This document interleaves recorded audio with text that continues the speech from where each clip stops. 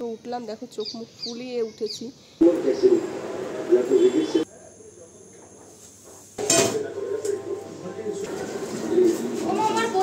যাবো বাজারে, সোনাকে আবার চলো।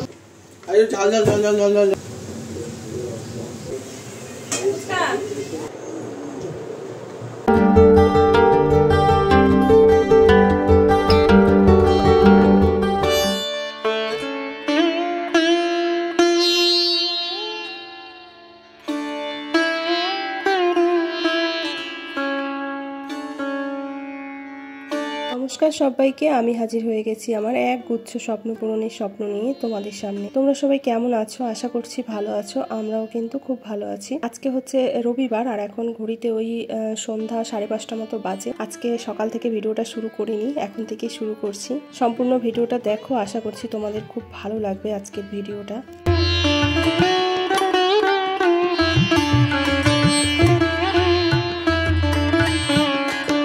ছাদে কিছুক্ষণ থেকে চলে এসেছি ঘরে। আসলে আজকে সকাল থেকে ভিডিওটা না করার কারণটা তোমাদের সঙ্গে শেয়ার করি। সকালবেলা ঘুম থেকে উঠেছি একটু দেরি করেই।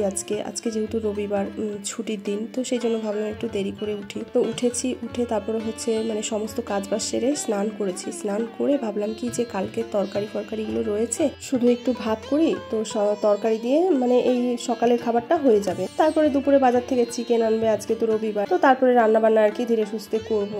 সমস্ত কাজ সেরেছি, স্নান করেছি, তারপরে জামা কাপড় কেচেছি, সেগুলো মেলে এসেছি, পুজো দিয়েছি, সবকিছুই করেছি। তারপরে ভাত বসিয়েছি আর তরকারিগুলো বের করেছি যে একটুখানি গরম করব। তো ভাবলাম কি যে খিদে পেয়ে গেছে কাজ করতে করতে, একটুখানি মুড়ি খাই। আর বাড়ির থেকে ভাই মধু নিয়ে এসেছিল, এবার সে ভাবলাম কি যে একটু মধু দিয়ে মুড়ি খাই। আর আমি না মধু দিয়ে মুড়ি খেতে ভীষণ ভালোবাসি।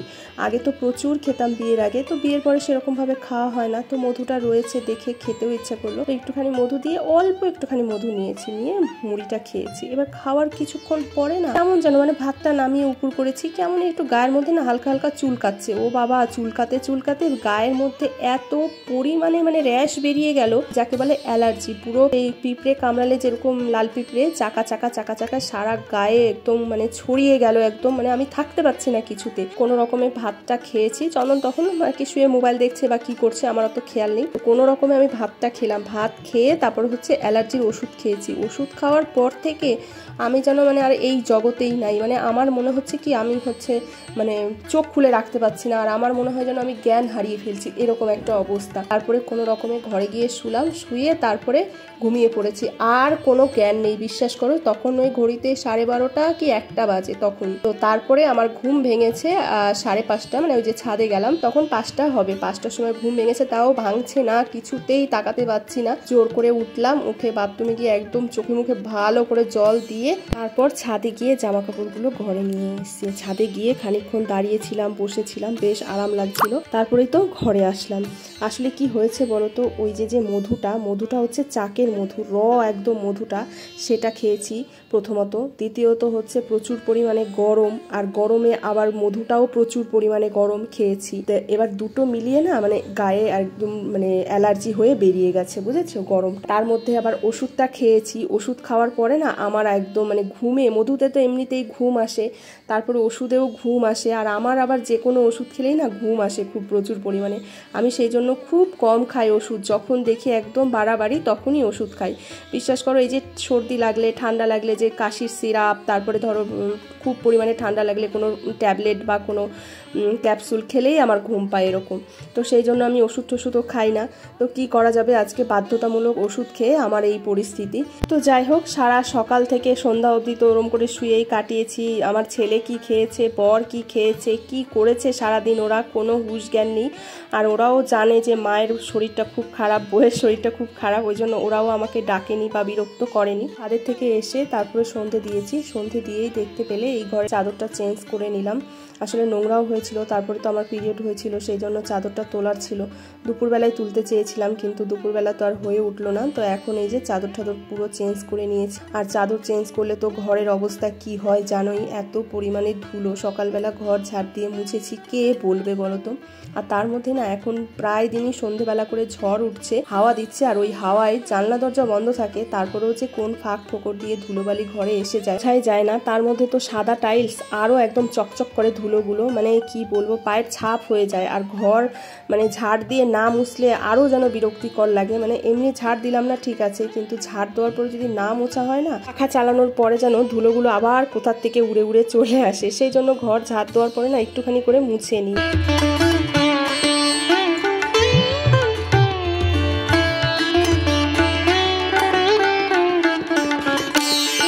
ঘর ঝাড় দিয়ে রান্নাঘরে চলে এসেছি। রান্নাঘরে এসে দেখি কি অবস্থা রান্নাঘরের। দুপুরে বাবা ছেলে কি খেয়েছে কি করেছে কিছুই তো জানি না।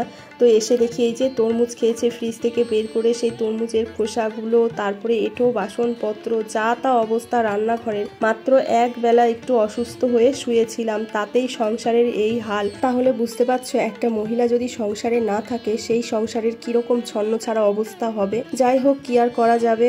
এখন এই যে এক গাদা বাসনপত্র রয়েছে, সেগুলো সব মেজে ধুয়ে পরিষ্কার করে রান্নাঘরটা পরিষ্কার করব। তারপর ভাবছি একটুখানি চা করব। প্রচুর পরিমাণে খিদে পেয়ে গেছে। সেই যে সকালে প্রায় 12টা সাড়ে 12টার সময় ভাত খেয়েছি, এখন তো খিদে পাবেই, তাই না? এখন ঝটপট করে বাসনগুলো মাজি। আবার তো রাতে রান্না আছে, রাতে রান্না করতে হবে। ওই যে দুপুরে যদি রান্না না করি না, রাতের বেলা রান্না করতে যে কি বিরক্তিকর লাগে আমার, জানো তো। আমি সব সময় চেষ্টা করি দুপুরে রান্না বান্না সেরে রাখতে, কারণ রাতে রান্না আমার কোনোদিনই করতে ইচ্ছা করে না, জানো তো। তো কি করা যাবে অগত্যা, আজকে তো করতেই হবে। আর তার মধ্যে দুপুরে যা তা দিয়ে ভাত খেয়েছে যেমন তেমন করে, এখন রাতে তো আর সেই যেমন তেমন খাবে না। বিশেষ করে আমার ছেলে, আমার বরকে তাও যা ইচ্ছে তাই দিয়ে দিলে খেয়ে নেবে, কিন্তু আমার ছেলে তো খাবে না। আর দেখো কতগুলো বোতল ফাঁকা করেছে বাবা ছেলে এই সারা দুপুর জল খেয়ে খেয়ে। তো সেইগুলো এখন ভরে নিচ্ছি। সোনাকে বারবার করে বলি যে সোনা, তুই যখন যেই বোতলটা জল খাবি সেটা ভরে রেখে তারপরে আবার আরেকটা নতুন বোতল বের করবি, তাহলে আর একসাথে এতগুলো বোতল জমবে না, তোরও কষ্ট হবে না আমারও কষ্ট হবে না। কারণ অনেক সময় সোনা জলের বোতল ভরে, মানে একসঙ্গে অনেকগুলো ফাঁকা করে তারপরে সবগুলো বকা দিয়ে একসাথে ভরে।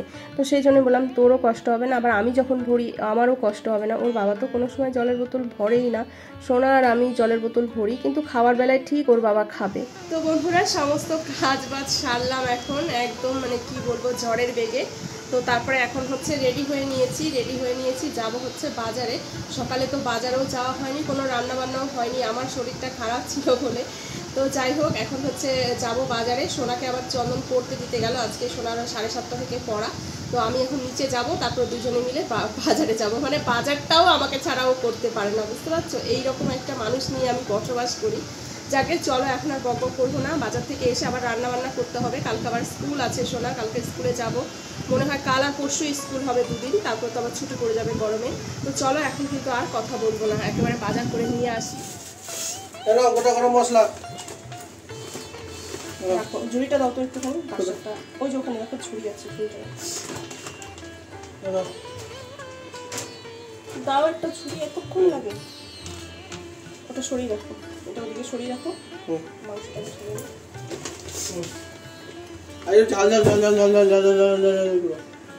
যে যাকে নিয়ে সংসার করে সে তার জ্বালাটা বোঝে, বুঝতে পারছো। বাইরে থেকে আমরা অনেকেই অনেক কিছু ভেবে থাকি। কথাটা কেন বললাম বুঝতে পারলে? আসলে দেখতেই পেলে যে বিকেল থেকে এক নিঃশ্বাসে কতগুলো কাজ করলাম। তারপরে আমার বর বলে কি, চলো রেডি হও, বাজারে যাবে। আমি একা বাজারে যেতে পারবো না। ও একা বাজার থেকে মাংসটা নিয়ে আসলে কি অসুবিধা হতো, যাবে না একা বাজারে। তো আমাকে নিয়ে গেল বাজারে। ও যদি একা বাজারে যেত তাহলে এদিকটা আমি হচ্ছে গোছগাছ করে নিতে পারতাম রান্নার। মানে ধরো এই যে মাংস রান্না করতে গেলে মশলাপাতি, আলু ফালু এসব তো লাগেই। তো ও যদি বাজার থেকে মাংসটা একা নিয়ে আসতো তাহলে আমি এদিকে গুছিয়ে নিতে পারতাম, তাহলে রান্নাটা তাড়াতাড়ি হতো, খাওয়া দাওয়াটা তাড়াতাড়ি করতে পারতাম। কিন্তু না, আমাকে সঙ্গে নিয়েই যেতে হবে। আমাকে বসে থাকতে উনি দেখতে পারে না। কি আর করা যাবে, কপালে নাই ঘি ঠকঠকালে হবে কি। আমার ঠাম্মা এই কথাটা বলতো, মাও বলে অনেক সময়। তো মজা করলাম। তো এখন এই যে মশলাপাতি সমস্ত কিছু গুছিয়ে নিয়েছি, মাংস ধুয়ে রান্নাটাও এই যে বসিয়ে দিয়েছি ঝটপট করে। আসলে সোনার আবার হচ্ছে পড়া ছিল 7:45, সোনা 10টার মধ্যে চলে আসবে। ওরও তো খিদে পেয়েছে বলো, বাচ্চাটা সারা দুপুর কি খেয়েছে আজকে। আর মানে সন্ধ্যাবেলা কোনো টিফিনও বানিয়ে দিইনি, মানে সন্ধ্যাবেলা ওই তরমুজ খেয়েই আর কি টিউশনে চলে গেছে। তো সেই জন্যই ঝটপট করে রান্না বান্নাটা করে নিচ্ছি। আর এই যে দেখো আলুটা যেই ভাজা হয়েছে, আলু ভাজার গন্ধে ঠিক চলে এসছে। মাছ ভাজার গন্ধে বিড়াল আসে যেরকম, আর আমার ঘরে আলু ভাজার গন্ধে আমার বর আর ছেলে চলে আসে। যেহেতু সোনা বাড়িতে নেই সেই জন্য কিন্তু সোনা আর আলু ভাজাটা খেতে পারলো না। আর আমরা বাজারে গেছিলাম, বাজার থেকে 2টো আমিত্তি কিনেছিলাম আমার জন্য আর চন্দনের জন্য। সোনা আবার এই আমিত্তিটা খেতে চায় না, পছন্দ করে না একদম, তো সেই জন্য আনিনি ওর জন্য। তো সেটাই আর কি বাজারে গিয়েই খেতে বলেছিল চন্দন যে এটা খাও, ভালো লাগবে দেখবে। খিদে পেয়েছে বলেছিলাম, তো ও বলেছিল তাহলে ঝাল ঝাল একটু চাউমিন খাও, একটু এগরোল খাও। আমি বলছি না, এখন আর ওইসব খাবো না, যা গরম, বাড়ি গিয়ে তো মাংস দিয়ে ভাত খাবো, তার থেকে চলো একটু আমিত্তি বা জিলাপি খাই। তো ও বললো ঠিক আছে তাহলে আমিত্তিটা খাও, এটা বেশি ভালো লাগবে। তো ওরটা তো ও খেয়ে নিয়েছে, আর আমারটা খাওয়ার একদম আমি সময় পাইনি, কারণ এসেই তো দেখতে পেলে একদম ঝটপট রান্নাঘরে ঢুকে গিয়ে রান্না বান্না শুরু করে দিয়েছি। তো ভাতটা বসিয়ে দিয়ে তারপরে ভাবলাম যে না এখন খাই, খিদে আর সহ্য করতে পারছি না। তো মাংসটা বসিয়ে দিয়েছি। আজকে মাংসটা একটু অন্যরকম করে করলাম, মানে মাংসটা আগে ভেজে নিয়ে তারপরে মশলাপাতি দিলাম। আর এইদিকে হাঁড়িতে না গরম জল বসিয়ে দিয়েছিলাম, যে ভাত বসাবো আর একটুখানি গরম জল আবার রেখে দিলাম। মাংসের তরকারিতে না গরম জল দিলে ভালো লাগে, সব তরকারিতেই গরম জল দিলে ভালো লাগে, তারপরে অনেক সময় সময়ের অভাবে দেওয়া হয় না আলসি করে। তো সোনা চলে এসছে বাড়িতে, আর এসেই বলছে মাংস হয়ে গেছে, আমাকে ভাত দাও। আমি বলছি ভাতটা হয়নি বাবা, তুই একটু কষা মাংসটা খা আপাতত, ভাত হয়ে গেলে মাংসটাও জল দিয়ে ফুটলেই হয়ে যাবে। তো ওকে কষা মাংস দিয়ে শান্ত করে এইখানে এই যে আমি মাংসের জলটা দিয়ে দিলাম, এখন একটু টকবক করে ফুটলেই হয়ে যাবে। अपनी कुर्सी की बेटी बांध दीजिए, आरसीबी एक बेहतरीन चेज की तरफ बढ़ रही है। Virat Kohli, chase master Virat Kohli. রান্নাবান্না কমপ্লিট, আর রান্নাঘরও না একবারে পরিষ্কার করে নিয়েছি, কারণ রান্নাঘর যদি রান্নার সঙ্গে সঙ্গে পরিষ্কার না করি না, পরে না একদম আলসি হয়ে যায় আর ইচ্ছে করে না পরিষ্কার করতে। তো খেয়ে উঠে আর কোনো কাজ আমার এমনিতেও করতে ইচ্ছা করে না। তো দুপুরের না একটুখানি ভাত ছিল, মানে সকালে তো রান্নাটা হয়েছে আজকে, তো সকালের একটুখানি ভাত রয়ে গেছে, একটুখানি না ভালোই ভাত রয়ে গেছে, যেহেতু আমি ওই যে একটুখানি খেয়ে শুয়ে পড়েছিলাম, আর ওরা কিভাবে কি খেয়েছে জানি না। তো সেই ভাতটা বললাম তিনজনে একটু ভাগ করে নিই। চন্দন বললো না, তিনজনে ভাগ করে খেতে হবে না, আমাকে একাই দাও, আমি গরম ভাত খাবো না। গরম ভাত আসলে ও গরম ভাত তরকারিটা খেতে অতটাও ভালোবাসে না, ও একটু ঠান্ডা হলেই ভালো লাগে। আমি আর সোনা যেরকম গরম গরম খেতে ভালোবাসি, ওর আবার অত গরম গরম পছন্দ না। তো যাই হোক, এখন এই যে তিনজনে মিলে খাওয়া দাওয়া করছি, সারা দিনের একদম মানে তৃপ্তি করে খাওয়া যাকে বলে সেটা। তো চলো আজকের ভিডিওটাও এখানে শেষ করছি। আজকের ভিডিও তোমাদের যদি ভালো লাগে অবশ্যই লাইক কমেন্ট শেয়ার করে দিও, নতুন বন্ধু হয়ে থাকলে চ্যানেলটিকে সাবস্ক্রাইব করে দিও। ফিরে আসছি নতুন একটি ভিডিওর সাথে। সবাই ভালো থেকো, সুস্থ থেকো।